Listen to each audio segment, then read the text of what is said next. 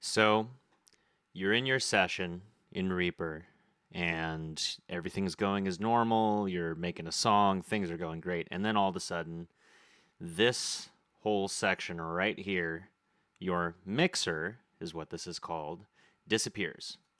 Just like that. What do you do?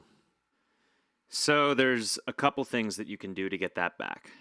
First and foremost, this is the easiest way. It's a shortcut. You just hold down Control if you're on a PC, or the Apple or Command key if you're on a Mac, and then press M, and that'll bring it right back up.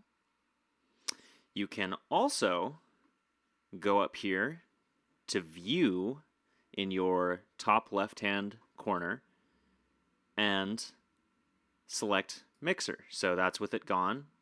Now I'm going up to View, and you can see I'm navigating down here in the top left to Mixer, and you'll see it has the Control M hotkey next to it, and you just click that, and that'll bring it right back. So the benefit of using Reaper is that it is highly customizable. You can change just about anything in terms of how you want Reaper to look.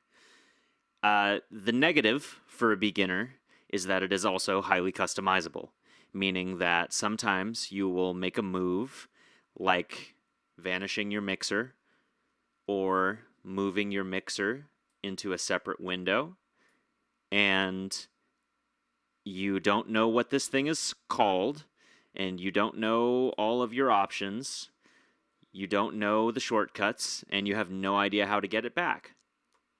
So that's why it's a good thing to have a reference video, which is why I made this.